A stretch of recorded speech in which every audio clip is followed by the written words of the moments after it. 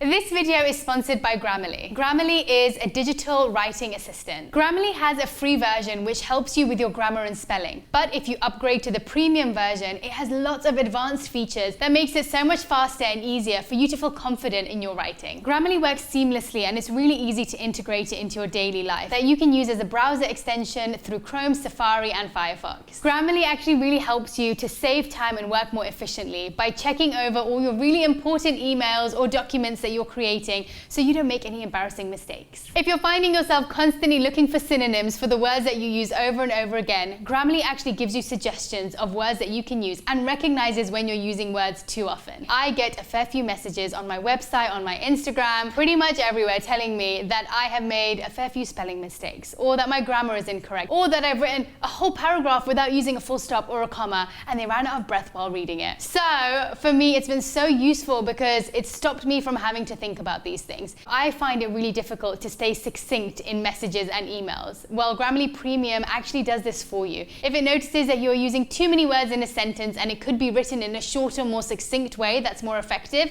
it will show you how to do that. Save time on your work and emails with Grammarly. Go to grammarly.com/Radhi to sign up for a free account and get 20% off Grammarly Premium today to help you save time and work more efficiently.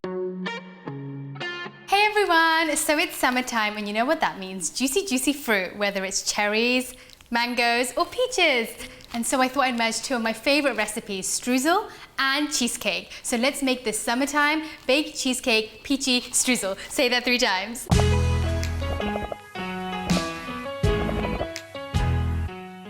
So we're gonna start off by cooking our peaches. Now I know I keep saying peaches, but I actually use nectarines. I find that they stay firm once you've cooked them. Sometimes my peaches go a bit mushy, so this is the safer option. We only need a few ingredients for this. We've got some coconut sugar, some vegan butter. Miyoko's is the brand that I use and it's my favorite. Some cinnamon to add a bit of spice and lemon zest for that zinginess.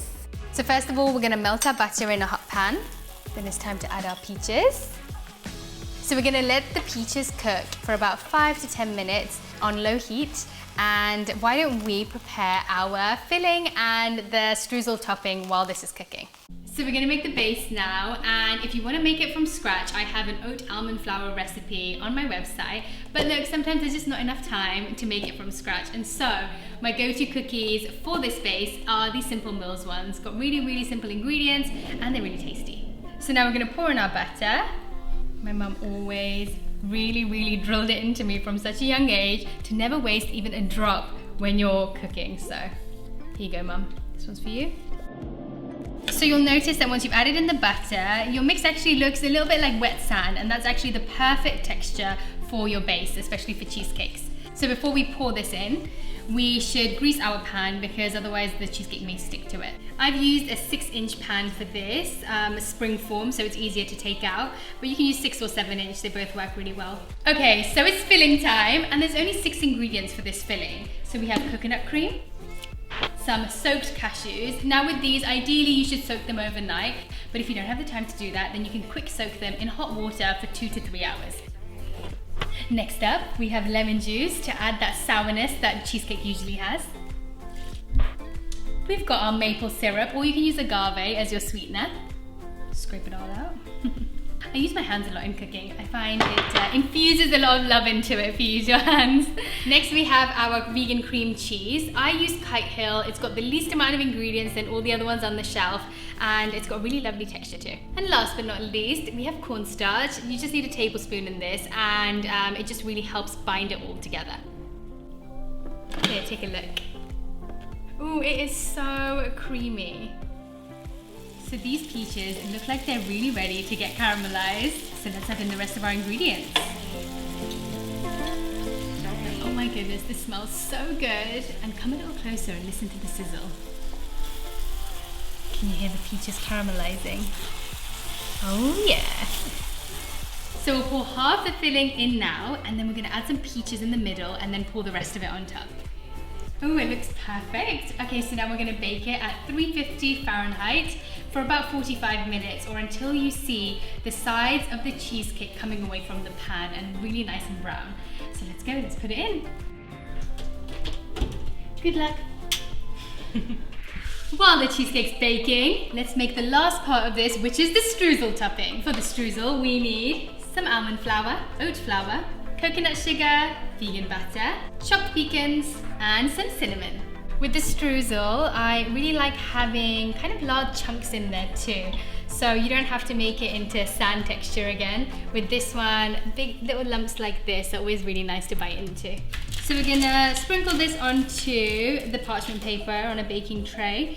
And then just after your cheesecake is cooked, you'll put this in at the same temperature for about 10 minutes till it browns. Definitely ready. Let's take it out of the oven and put it into the fridge. Do a little dance of victory. So this has just come out of the fridge, and as you can see, it has set perfectly. So now we're gonna dress it. Throw on the rest of our peaches with that juice drizzling down, and then crumble some of the streusel on.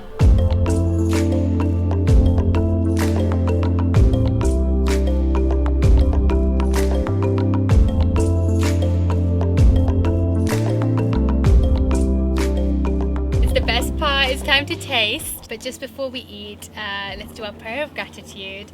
And so whenever I do this, I always think about taking it all the way back to the person who's grown the crops that have provided the cookies that have gone into this, or the cashews, all the way to the person who sold them to me at the grocery store, to the person that's delivered it here, and so really, and to the sun for growing it, and ultimately to God or the universe for providing it all to us. And so I think it's a really, really special ritual to do every single time we sit down to eat, to have a moment of presence.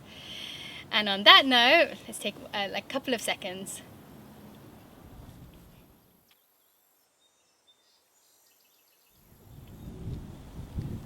Okay, I'm really excited to try this, because I'm not gonna lie, I tried this recipe for the first time and I haven't eaten it yet.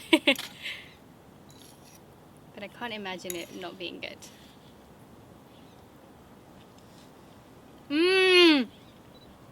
Okay, don't want to toot my own horn, but it's real good. And it reminds me of my mum used to make this incredible cheesecake when I was younger. And at that time I used to eat dairy. And I never ever thought, when I turned vegan, I never thought I would be able to have a cheesecake like that again. But I was like, it's okay, it's for the animals, I get it. But then I started making these cheesecakes, and oh my goodness, it feels like it takes me back to when my mum used to make them for me. So I really hope you enjoyed this recipe. Thank you all so much, and sending you all so much love and gratitude for your week. And I'm going to finish this now. See you all next time. Hey everyone, if you liked this video, if you loved it, or even if you didn't like it at all, please make sure you subscribe and comment underneath so we can build a wonderful, lovely, conscious community together.